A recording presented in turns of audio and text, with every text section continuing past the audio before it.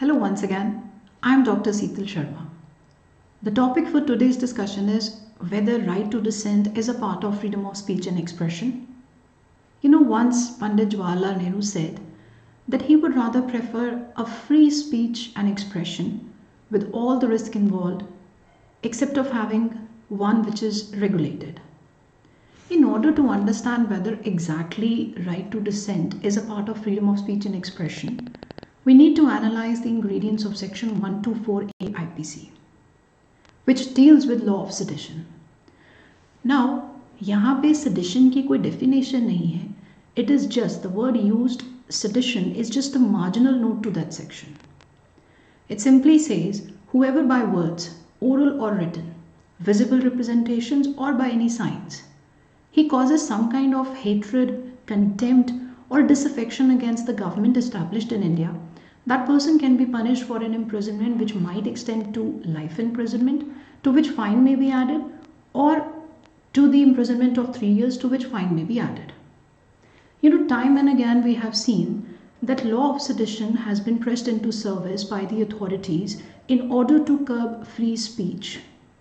It is very interesting to note here that at the time when the discussion for when our constitution was being drafted, and there was a point when the drafters of the constitution, they were discussing that whether they should be including sedition as an exception to freedom of speech and expression or not. And at that moment, you will find it interesting to note that the members of the Constituent Assembly unanimously decided that let's just not keep the word sedition. Because our freedom fighters, they have always fought for their freedom, for country's freedom.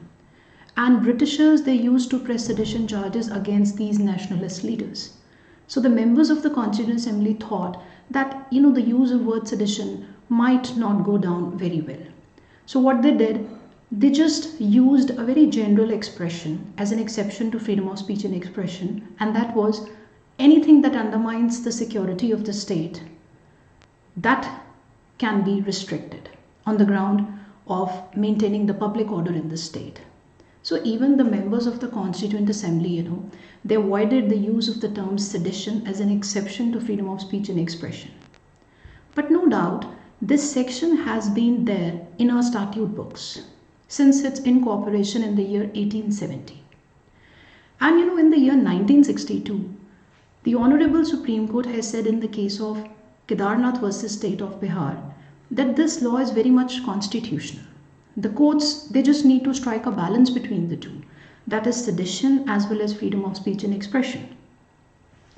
Now basically the court said that all that you need to do is to read that not every act criticizing the policies of the government should fall within the purview of sedition.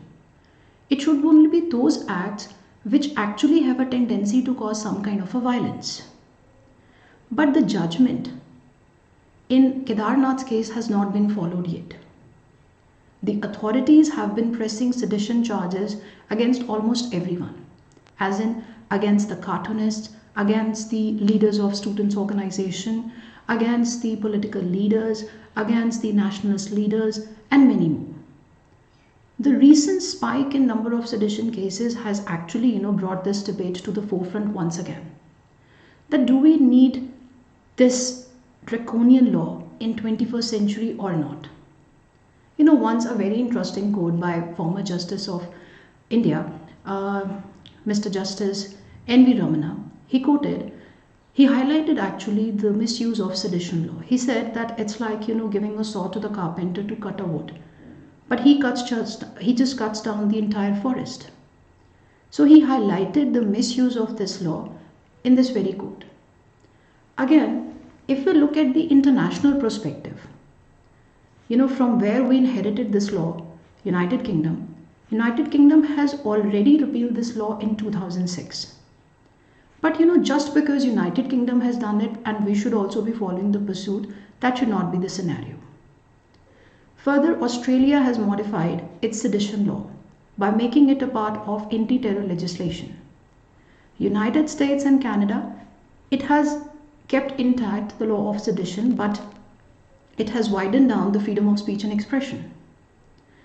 So in India, the discussion is still going on, the debate is still on.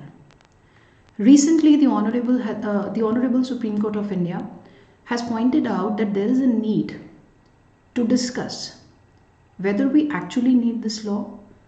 And on the basis of this, Law Commission has recently invited recommendations, suggestions that whether we should be keeping this law, whether there is a need to alter this law, or to modify it in such a manner that it is no more curbing the freedom of speech and expression. Honorable Chief Justice, Honorable Justice Deepak Gupta, he has highlighted once and he has quoted that right to dissent is a part of freedom of speech and expression. It has always been. People, they should not be fearing government. So there should always be a room to criticize the policies of the governments in order to make the government more accountable and responsible.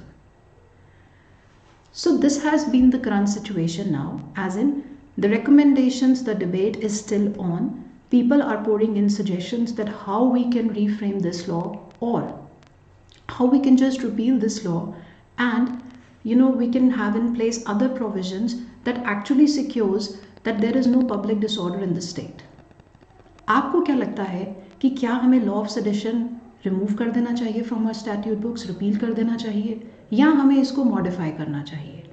आप अपने comment section के अंदर post कर सकते हैं. Thank you so much.